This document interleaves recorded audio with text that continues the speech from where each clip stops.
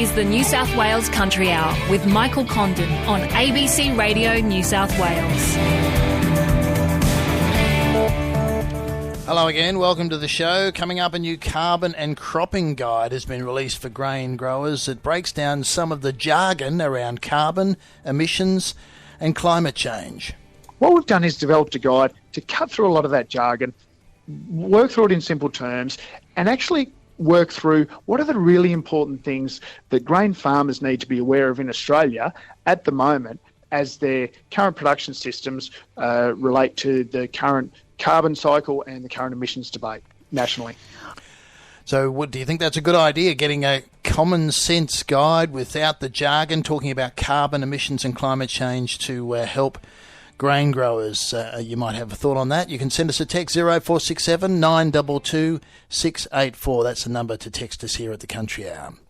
But first up today, staying with grains issues, and of course the harvest is just around the corner. It's a bumper one on the way, according to all reports, but it hasn't been without its challenges. There have been border closures, there have been concerns about getting enough people in the workforce. Justin Everett is New South Wales Farmers Grains Committee Chair, and he's also a canola farmer near Howlong. He joins me now. Good afternoon. Good afternoon, Michael. So still a few issues, are there, with people coming over the border or maybe trying to get machinery across the border now? Yes, it appears so. We just need a bit more clarity about what we can and can't do going across the border. So is there a problem with the actual permits, or what's been happening? I guess we're still unclear as to the full rules and what we're able to do. A bit of clarity on, getting across the border would be really nice going forward. Have you been have people been texting you, ringing you, concerned about, particularly, I think Queensland is the main bugbear at this stage, isn't it? Yes, I believe. Yes, I think so. I haven't received any correspondence just yet, but I'm just on the grapevine. You hear these things are causing a few issues and delays. Does it mean that people have decided not to come? I couldn't tell you that. I don't know the full answer of that one. Well, the other issue that's happening at the moment is the retired Australian Defence Force personnel involved in Operations Grains, the Grains Harvest Assist. I understand they've got 1,600 people signed up, so it's been quite successful. That is absolutely wonderful news to hear that. And are there any, as you know, New South Wales farmers involved in that and involved in the Facebook program as well? Is there any news about any of them heading out to farms anytime soon? And they couldn't be too far away. I hope they won't be too far away. With things just starting to really crank up and a ripping harvest ahead. Hopefully they're on their way very shortly. Now, you're a canola farmer near how far away are you from starting your harvest program? We're a good 4 to 6 weeks away yet. The canola's in full bloom now, so it's a while off before windrowing and then harvesting. And how's it looking? I mean, is it a bumper crop? I think it'll be a bumper crop. Everything looks fantastic at the moment. No mice around? I'm sure they're there. We are seeing the odd mice, but nothing too bad just yet. I imagine we'll be baiting probably in another week or so. And will you need to get additional workforce members on your place? Will you need to get contract harvesters to your place as well? I won't need contract harvesters, but we will need truck drivers and chaser bin drivers at this stage. Have you actually put in any bids for any of the retired Army or Australian Defence Force personnel at all? No, I haven't personally yet, no. Might be something to think about. The other thing is the weather worries. People have been concerned because the forecast was for the spring to be wetter than average. That hasn't come to fruition, thankfully. People are a bit concerned about those forecasts from the Bureau. Yeah, it hasn't happened just yet, but we're only just at the start of spring too, so we've got a couple more months of that to navigate. Because you're still about 4 or 6 weeks away before starting. Yes, yeah. So, but any rain now during grain fill will be welcome. Yeah, and we sort of have been missing out those systems coming through. So, but you're doing okay. You didn't need a rain from the last lot. Oh, it was getting pretty close. We like rain. We love it when it comes. Okay, but just not in about 6 or 8 weeks' time. No, not when the headers hit the paddock. That's when we can have a little holiday for a bit. All right, Justin, thanks for your time on the program today.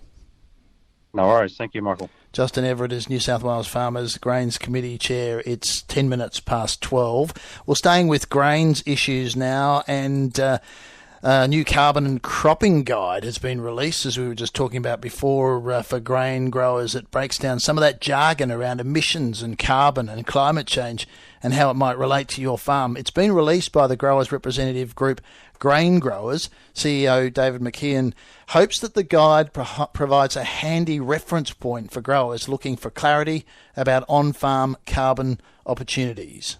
There's a whole lot of jargon. There's a whole lot of really complex terms, a lot of really complex, scientific discussions going on, a lot of complex policy discussions going on. What we've done is developed a guide to cut through a lot of that jargon, work through it in simple terms, and actually work through what are the really important things that grain farmers need to be aware of in Australia at the moment as their current production systems relate to the current carbon cycle and the current emissions debate nationally. What do you think the current level of understanding about carbon and the related issues is among grain growers around the country? Belinda, I think Australian farmers have got a really good handle on what happens on their farm. They've got a really strong handle on exactly what's happening in the soil. They're out there every day in the field.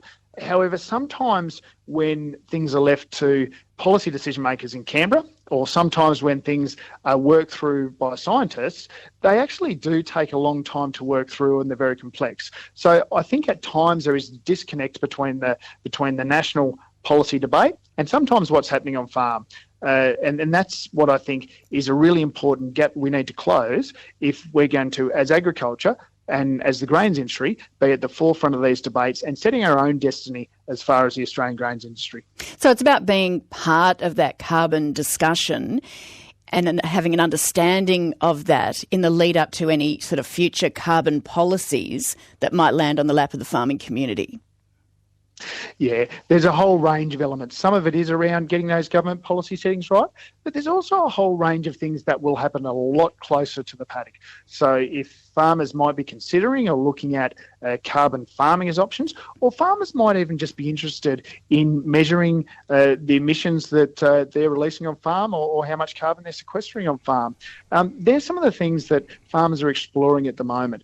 These things will become more and more important over time as well, as a lot of our markets more and more are driven by a whole range of sustainability-driven initiatives, and some of that relates to carbon as well. So as more of our international, global and domestic markets have a desire to have reduced emissions in the supply chain, in the production of our grain, it will be really important that we as an industry have a really clear handle on where we're at as an industry and our trajectory going forward.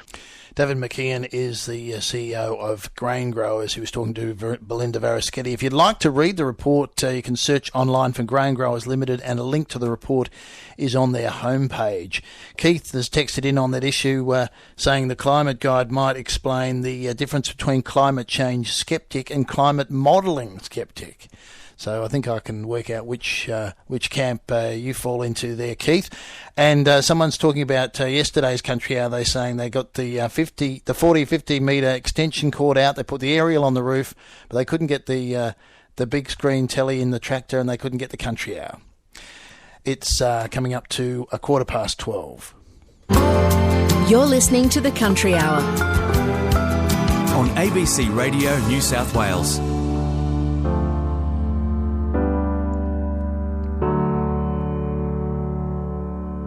Well, we keep hearing about how life will change when the state reaches its 70% COVID vaccination target. And while we know some industries are mandating vaccinations, others are simply incentivising it. Programs are being rolled out across the mining sector, which we know has kept on keeping on during the pandemic. Thousands of rapid antigen tests have been conducted across the state mines as well. New South Wales Minerals Council CEO Stephen Galilee told Amelia Bernasconi that while the tests are not mandatory, they're becoming increasingly popular. And we'll get to that issue now with Stephen Galilee. It's not everywhere yet, but a number of operations, an increasing number of operations, are using rapid antigen testing, as are other industries, as another line of defence in keeping COVID out of work sites. So it enables operations, for example, BHP's Mount Arthur mine up near Muswellbrook is a very early user of rapid antigen testing. The New Hope Group's Bengalla mine, Northpark's Golden Copper mine in the Central West, South 32's operations in the Illawarra as well. It enables those operations and others to screen people for evidence of COVID infection before they enter the site.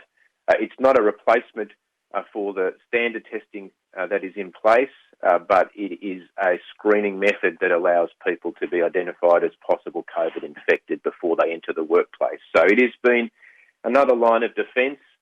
We used to have, and we still do temperature screening and those sorts of things as well, but the rapid antigen testing, as it becomes more available and more widespread across the community, is proving to be another effective way of keeping COVID out of workplaces. And it's not a mandatory requirement that mines use this rapid antigen testing to keep going. So I guess tell me a bit about that step, the initiative that mines have taken. And, you know, like we've seen in the Hunter lately, this has been the first chance where COVID cases have been caught. Oh, yeah, it's enabled companies to target people who may be coming from high-risk areas for that screening before they enter a workplace. So, for example, in the case of the Mount Arthur operation, they were identifying workers and contractors coming from particular postcodes as possibly needing to undergo that screening before they entered work sites. Other operations across the state have similar arrangements in place for people who may be coming from local government areas of concern, travelling from Greater Sydney into the regions with potentially infections of COVID. They're able to screen those people either before they even leave for their journey or at the workplace to ensure as best as possible that those people aren't unknowingly bringing COVID infection onto the work site, because we shouldn't forget that there are a lot of people who have been infected by COVID who are asymptomatic. They show no symptoms at all. They may not even be aware that they have COVID-19. And this sort of screening and testing enables those people to potentially be identified early so they don't bring the infection into the workplace unwittingly and infect others who may have a more severe reaction to the infection than that person themselves is having. We know another tool in the toolbox is vaccines as well. I understand there's a number of initiatives sort of going around within mines across the state. Can you tell me a bit about those? Well, our central initiative at the moment across the industry is our public information campaign that we've launched across regional New South Wales and focusing on mining communities, encouraging as many people as possible to get vaccinated. We know that availability of vaccines has been an issue. That's becoming less and less of an issue, particularly in the weeks ahead. So we're encouraging everybody to get on board and go and get vaccinated as quickly as possible so we can get those rates up to 70 and 80% and more. That's the ticket to freedom, we're told by our political leaders. It's also, the ticket to a far less disrupted work and social life for our industry too. So we believe that with the right messaging and the right incentives, we can get those vaccination rates up as high as possible across our workforce and in those mining communities. And the sorts of incentives we're offering, particularly in the Hunter, involve companies providing people that are fully vaccinated gift vouchers, travel vouchers, those sorts of incentives. That particularly the gift vouchers for local small businesses are a really good, innovative way to encourage people to get double vaccinated as quickly as possible, but also, of course, support those local businesses, those local retail businesses and small businesses that have been affected by lockdown. New South Wales Minerals Council CEO Stephen Galilee speaking there to our reporter Amelia Bernasconi, who also spoke with the head of BHP's Mount Arthur mine at Muswellbrook Adam Lancey talked about how their team is handling the ongoing testing. Probably just like to call out and say a big thank you to the team out there at Mount Arthur. I think we've really led a number of these initiatives for the industry and for the area, and I'm just extremely proud of the work that the team has put in. We're sitting around 12,000 tests, and that's, as I say, the daily number is fluctuating just based on the postcodes that we're, including in our daily testing regime. But yeah, it's about 12,000 so far. You touched there on the postcodes. Is it everyone that's coming on the site there that you are testing, or is it from specific postcodes of perhaps higher risk? Yeah, so at the moment, the way that we've got it structured is we're utilising our TARP, which is sort of the document that's driving all of the controls on site. And at the current TARP level that we're at, we're just focusing on those areas with the known community transmissions. So as we see different local government areas and postcodes coming in and out of that space, we're sort of including those in our testing regime. So over the last couple of weeks, we've had Muswellbrook included, and then we've dropped it back out again, and likewise with Singleton. But then it's fair to say that the lower Hunter areas have been included now for the bulk of the time frame that we've been testing for. What was it that really prompted you to take on this rapid antigen testing? I don't imagine it's a cheap process. No, look, it does come at a cost, but I guess, initially we've been focused on just maintaining, the health and safety of the workforce and the community. I guess the real trigger was, as I said before, the TARP levels that we operate under.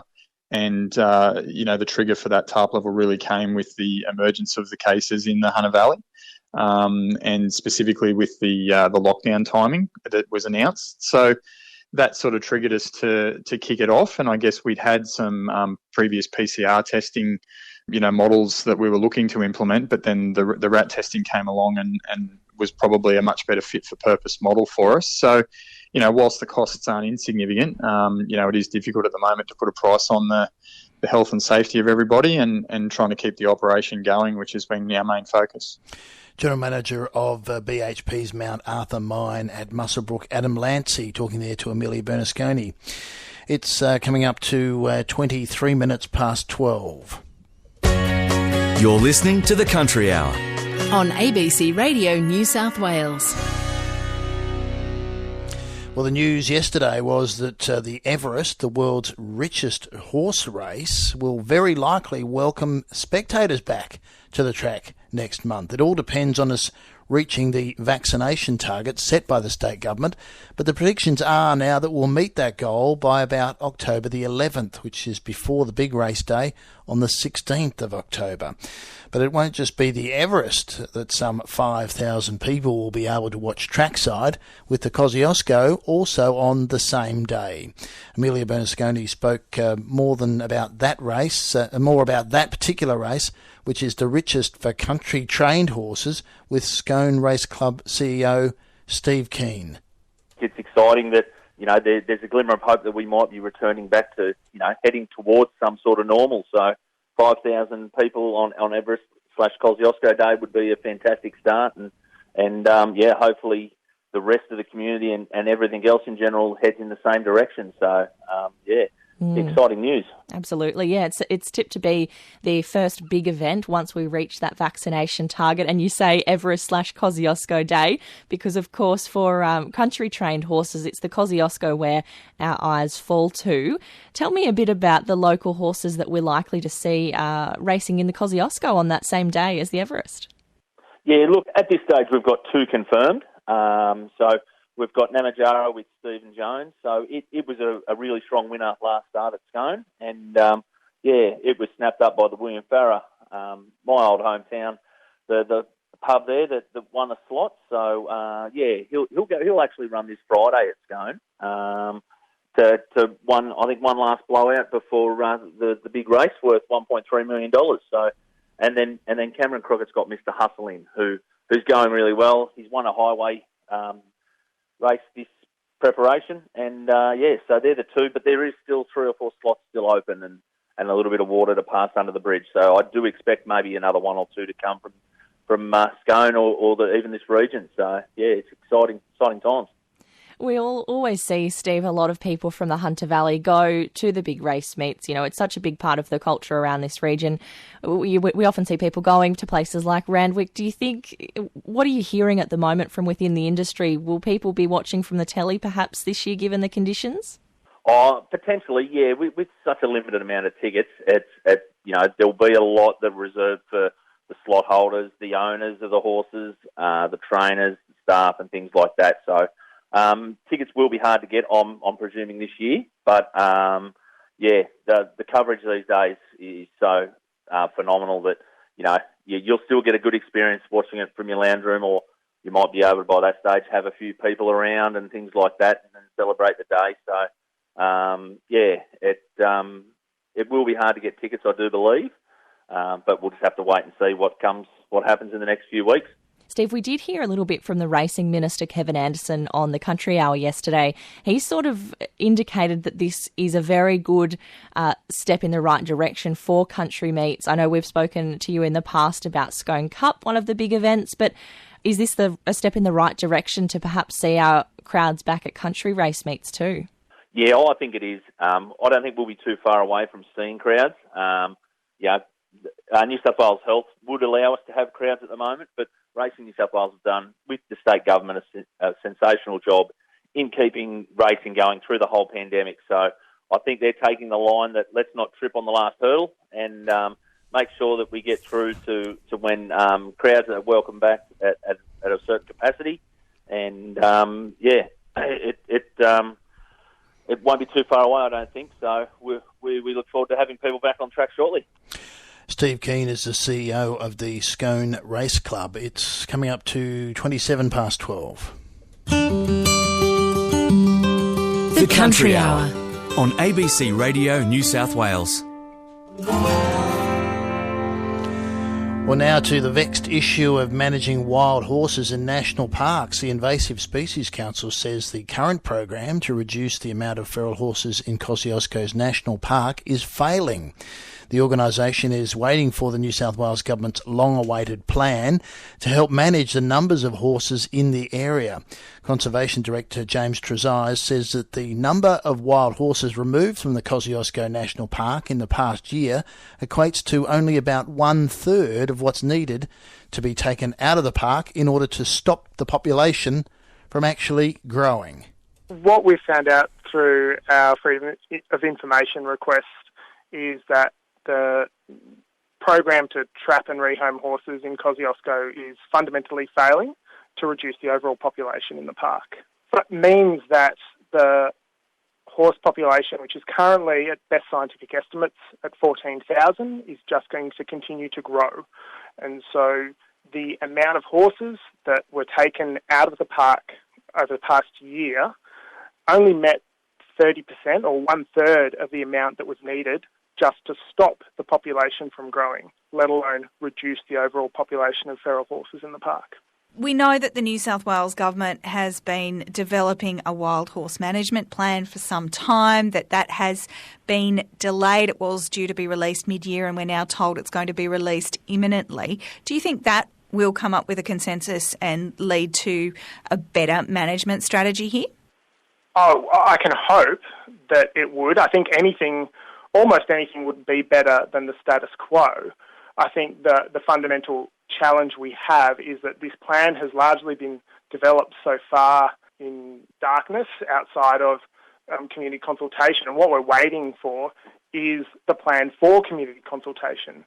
So whether we can find some level of consensus around the management of feral horses in the park really is contingent on the capacity of the New South Wales Government to get this plan out. And as you say, we've been waiting for years for this plan. It has been delayed 5 times, and it was due on the 30th of June, and we're now almost 80 days past that date. Looking at the information that you received through your documents, through the New South Wales Freedom of Information Act, you say that in the year to June 30 this year, that 1,006 feral horses were captured and 700 odd of those removed. Why isn't that enough in terms of making a dent on what you say is an unsustainable population? So there's currently, and this is the New South Wales government's own science that is telling us this, that there are 14,000 feral horses in the park. They have an average breeding rate of around 18% per year. So just to make a dent into the increase that is going to occur year on year at a population of that size, we'll need to be removing much more than 700. It's probably closer to 3,000. That's Invasive Species Council Conservation Director James Trezire speaking there to Emily Doak about the wild horses in the national park. They did a Freedom of Information search and found that they reckon that only about a third are being taken out in order to stop the population from actually growing in the park. That's according to the Invasive Species Council. We'll also get some quite a horsey show today. We'll get some reaction to the quake from someone who was training horses at the time, and will also be crossing to the bushfire, the coronial inquiry into the 2019-2020 bushfires. That's all coming up, and some weather details as well. But before we do anything else, let's get some news headlines now from Adam Story. Good afternoon. The earth moved for you this morning? You couldn't help yourself, could you? Nah.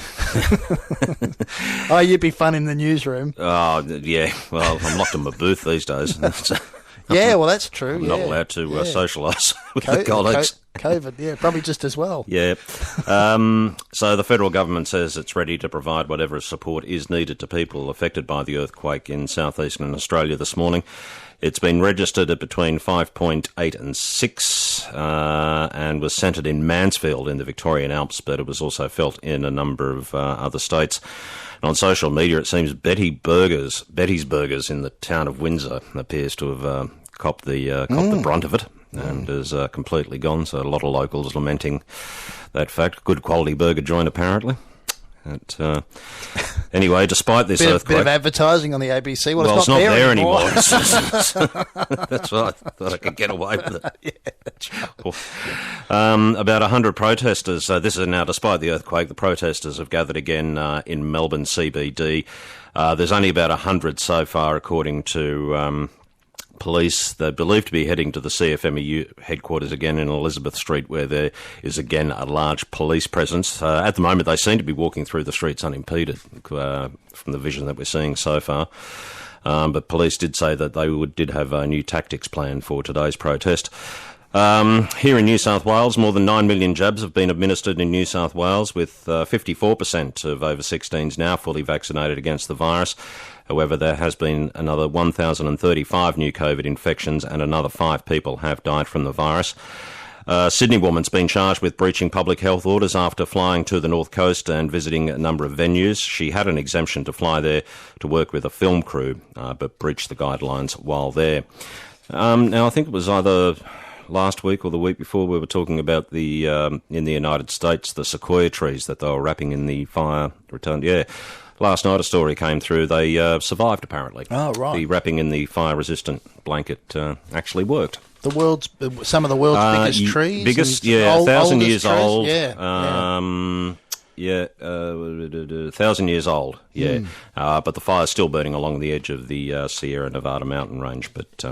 yeah, I saw the vision of that. It looked like alfoil around the outside of them that they put, just to protect them, because they knew, of course, that they might not burn down, but they could cook, and that would kill them. Exactly. Of course. Yeah. So that's what they were. And it was getting pretty close. Very close. So they've had success there. Yeah, that's right.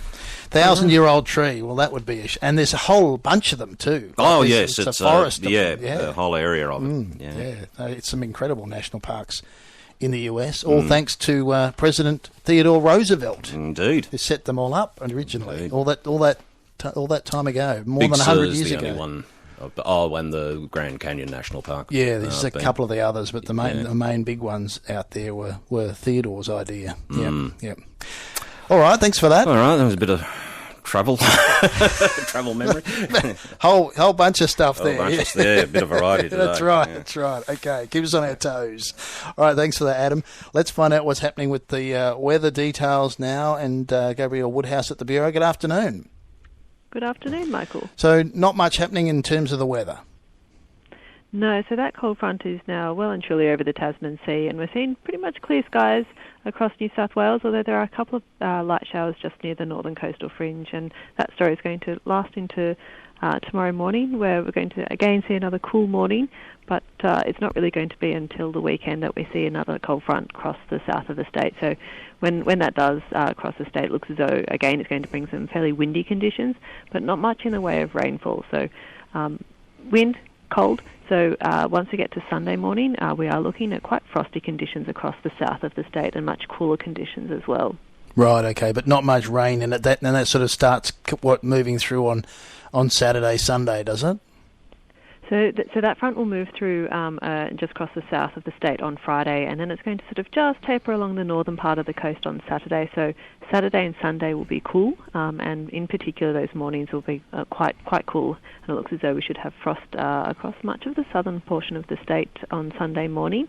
And in terms of the longer-term outlook, we are starting to see a little bit of moisture being dragged in down from the north come the middle part of next week. So there's a little bit of uncertainty at the moment as to how things are going to pan out in the middle part of next week, but it does look as though a cold front may interact with some moisture and bring some showers to much of inland New South Wales in the middle part of next week. Right, okay, so it's early days, it's a fair way out of it's right at the edge of the sort of 7-day forecast period, but it does look like there might be useful rain in this front. Potentially, but it does also look like it could be a little bit more convective, and we could see some thunderstorms in and amongst it as well. So there is a fair amount of movement between some of the computer guidance that we can see at the moment for whether it's just a couple of showers or potentially widespread 10 to 15 millimetres type of a thing. So it's a watch and wait and see situation for the middle part of next week, particularly knowing that some of those catchments west of the Divide are still quite wet. Yeah, we were talking to some farmers and they were saying they wouldn't mind a drop of rain because it is getting a bit dry in a few parts. So middle of next week maybe. Maybe, yes. Yep. Fingers crossed. All right, thanks for that. My pleasure. Gabrielle Woodhouse at the Bureau there. It's 25 minutes to 1. The Country Hour on ABC Radio New South Wales. Ben's texted in. He's familiar with Betty's Burgers. He says it's horrible news. They're delicious burgers, and they have a celiac-safe, gluten-free option as well, he says. So he hopes they're up and running back again soon. That one from Ben. It's 23 minutes to 1 on the Country Hour. We were talking in the news about that quake at 9:20 this morning. An earthquake was felt in Melbourne, regional Victoria, southern New South Wales, Sydney, Canberra, Adelaide and Launceston. Geoscience Australia says the first magnitude 5.8 earthquake was detected in the Alpine National Park southeast of Mansfield and was around 10 kilometres deep, which isn't very deep actually in terms of an earthquake. It's said to be one of the largest earthquakes in eastern Australia since European settlement. Now, Shanae Borhow is retrained some thoroughbreds in Albury on the New South Wales Victorian border and was working with her horses this morning when they started to, justifiably, act up. I was just walking one of my horses, Alan, towards the stables, and he reared up and whipped around and was really naughty, and I noticed the other horses started running around, cantering in their paddocks, and popped him in the tie-ups, and then the sheds at the stables actually started shaking, and it wasn't until it stopped, obviously, that the horses were just freaked out, and until afterwards they did not calm down. So it was very, very strange. And did you feel it as well? I didn't actually feel it. I was fine, but then I was in the tie-ups with the horse, and the stable was shaking, and there was so much noise. And my roommate at the house just up the hill, the whole windows of the house were shaking and everything. So, yeah, it was definitely something that doesn't happen every day. And the horses, did it take them long to calm down? It took him about probably 10 minutes. I then saddled him up and rode him, and he calmed down a lot more, but he was just very shaky and obviously on edge a bit. So definitely I've always heard that they can kind of sense things are going to happen, and they definitely picked up on it. Have you ever seen the horses do anything like that before? No, not. Generally like wind and thunderstorms, they get funny like that, but not like that, no. How's Alan now? He's good now. He's had his feed. He's out in the paddock and nice and calm. So he survived it. Sinead Borhow retrains thoroughbreds in Albury on the New South Wales-Victorian border, and of course the earthquake this morning causing a few issues for the horses there. It's coming up to 20 minutes to 1 here on the New South Wales Country Hour. Shortly we're going to hear about some record ram prices, also some pretty good prices for some bullocks at the Grafton sale as well. That's coming up shortly. But before we do anything else, let's turn our attention to the bushfire coronial inquiry. It's continuing, of course, this week. Yesterday, in fact, the inquiry heard about the final hours of David Harrison and also about the spread of the Adaminaby fire. Jess Clifford has been reporting on it and been covering the proceedings and joins us now. Good afternoon. Good afternoon, Michael. So some sad evidence heard yesterday about David Harrison. It was sad. We heard evidence of David Harrison's final hours. We know that he had been on a friend's property near Batlow in the Snowy Mountains region. It was a farm property, a cattle farm. And basically what we heard was that the pair had been defending fires in the past before as well. This is something they did pretty regularly through the summers. And they'd been there for a couple of days and weren't actually expecting the Duns Road fire to get anywhere near them. But as with so many of these fires, we heard that the hot and windy, low humidity conditions created literally the perfect storm for them to really get out of control. And the Duns Road fire actually created its own weather system and changed direction unexpectedly and came for the property. And, you know, the pair sort of spent all day fighting off this fire. We heard that David Harrison acted quite heroically, managed to save the homestead and managed to save all the cattle on that farm as well. And we heard that unfortunately later on in the afternoon, just after 6 p.m, his friend Jeff Purcell found him collapsed in his car. So he never regained consciousness after that, unfortunately. So it was quite a harrowing day, but also we did hear from the coroner herself and from David Harrison's family just about, what a heroic sort of guy he actually was, and, the effort that he had put into fighting off this fire from his mate's property. And Jeff Purcell did become quite emotional when he was talking about the fact that he still had his home because of his best mate. So really harrowing stuff. Oh, terribly sad, isn't it? Yes. And what a hero. And also you also heard some discussion about the Adaminaby fire as well.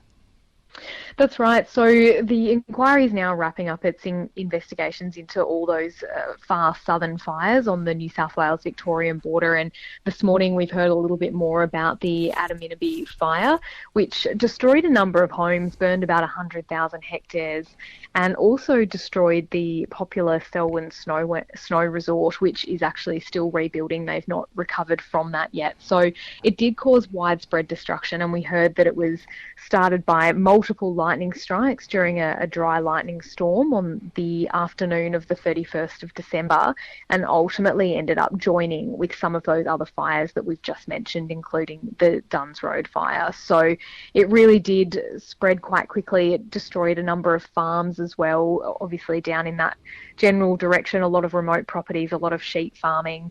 And, pretty devastating for that community in the Snowies. Yeah, absolutely. And, of course, again, that familiar theme of a number of fires coming together and turning into a mega fire as well. And what's likely to come up next in terms of evidence? Well, tomorrow we'll hear just about some of those final fires down on the Victorian border, some of the smaller ones that ended up, joining with larger ones and creating more mega fires. And then next week we will commence the inquiry of the Currowan cluster of fires, which is obviously just a little bit further north towards, the Eurobodalla and Shoalhaven regions. So it'll be a big week next week as well. Okay, well, we'll definitely be touching base with you then. Jess Clifford, thanks for that. You're welcome. Thanks, Michael. It's coming up to 16 minutes to 1. The Country Hour on ABC Radio New South Wales.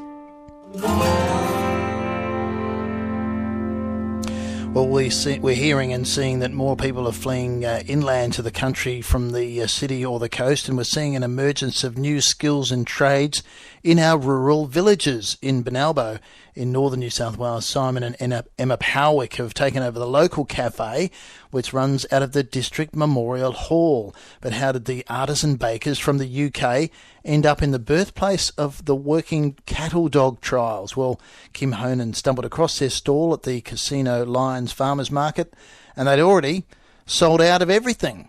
It's been a bit of a crazy day, actually. We didn't know what to expect. It's our first market, and also the first Casino Farmers Market, so it was, didn't really know what we were going to do, but I think we'll be making more for next week.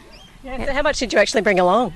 We bought, I think it was, 40 tarts? Yeah, 40 quiches. 40 quiches, 20 loaves of bread. No, 40 loaves. 40 loaves of bread. 20 sourdough and 20 of the others. I think it was about 30 jars of different relishes and condiments and stuff. Yeah, so a bit of variety, but definitely bringing more of everything.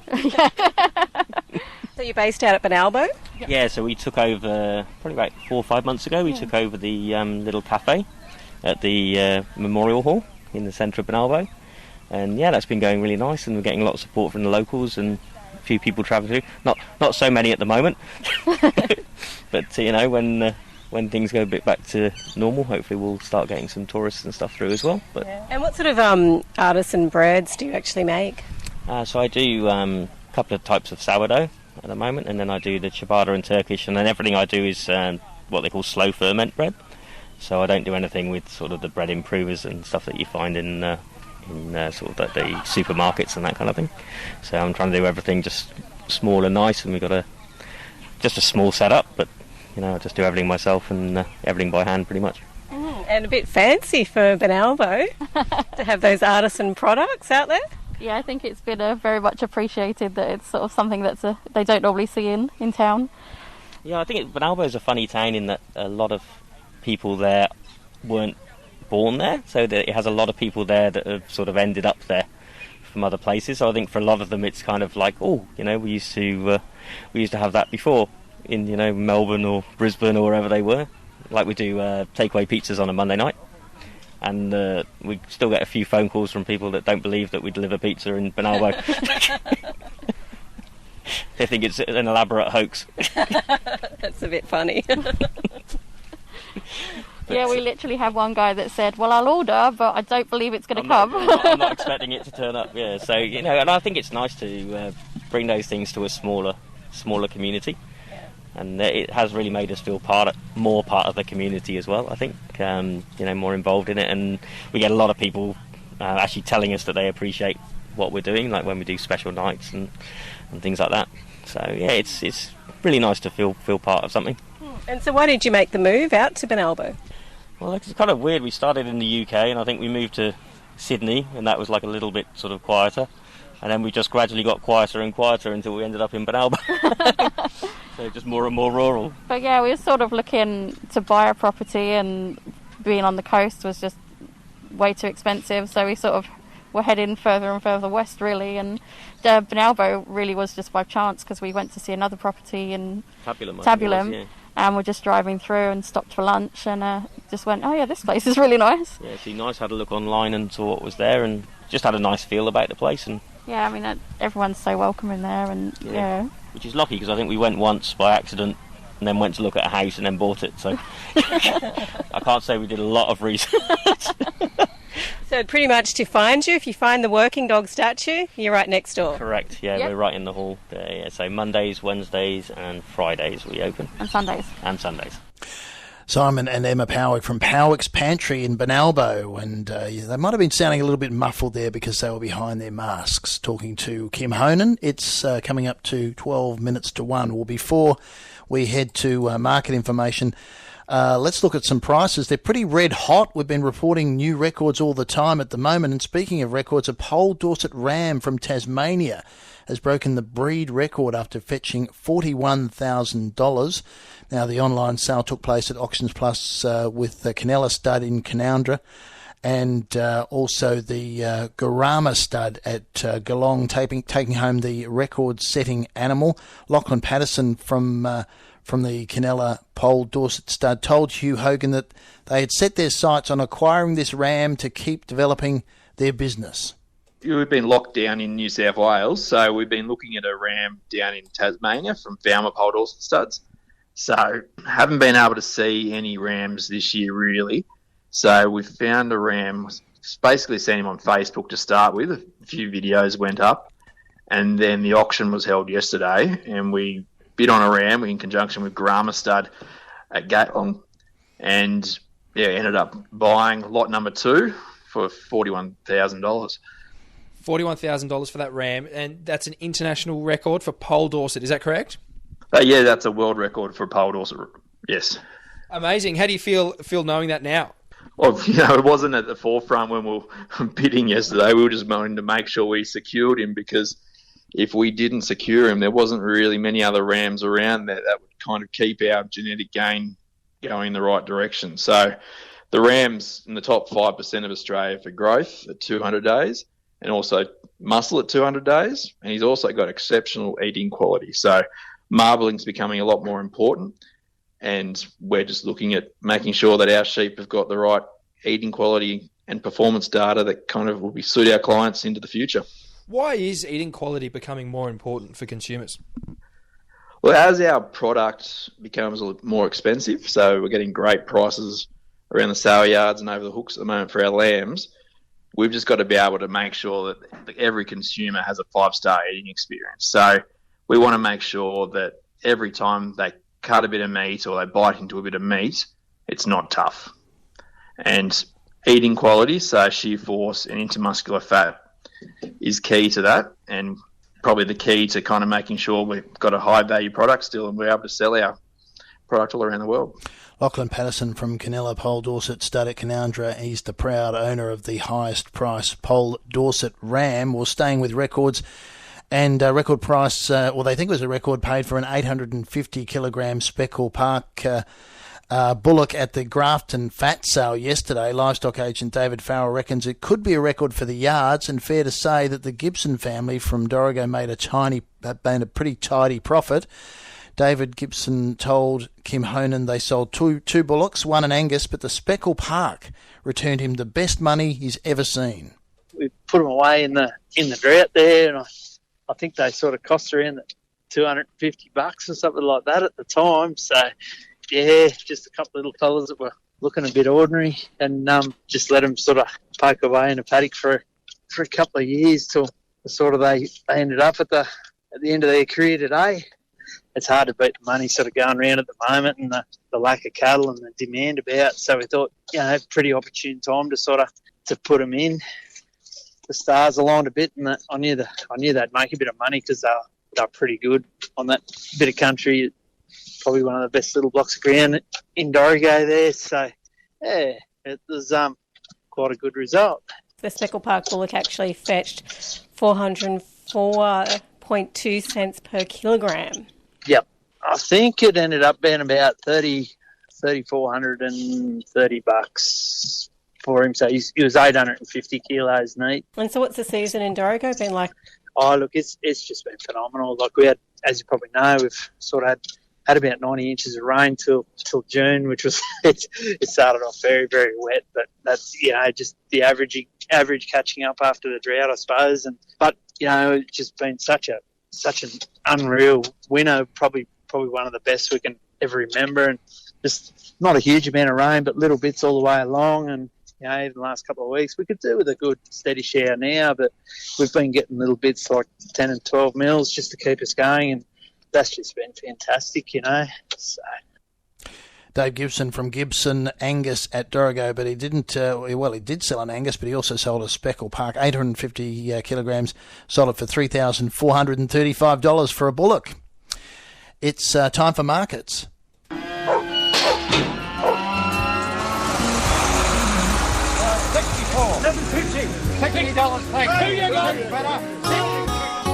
Let's go to Casino Cattle first up, and Doug Robson. A few more cattle yarded this week for yarding of 1,271 head. That's up by 244, with increases in most classes of cattle. Quality wasn't as good as last week, with increased numbers of plain cattle through the sale. The market eased with Restocker Weaner cattle selling 10 cents cheaper and more in places. Restocker Weaner steers range from 486 to 692 cents, lightweights up to 818. Restocker Weaner heifers sold from 472 to 748, and Restocker and feeder yearling steers, they range from 440 to 600 cents, and the heifers 348 to 560. Bronx and steers were 10 cents cheaper, topping at 388. To processors and heavy feeders up to 468. Ground heifers topped at 380. The mainly plain quality yarding of cows was down by 7 to 10 cents. D2 cows sold from 316 to 364, 3-score medium weights average 363, and heavy cows sold from 382 to 398. PTAC cows back to the paddock topped at 440 cents. Doug Robson at Casino. Let's go to Carcoar Sheep and Lambs, David Monk. Numbers lifted a little for a yarding of 3,600 lambs. It was a pretty good quality yarding with a good selection of trade weight new season lambs along with odd pens of heavyweight old lambs. There were very few merino lambs and there was a large consignment of merino weather hoggets. Trade weight new season lambs are firmed to $3 dearer, selling from $1.70 to $2.44 to average between $9.35 and $9.75 cents a kilogram. The few trade weight old lambs were up to $12 dearer, selling from $1.60 to $2.50.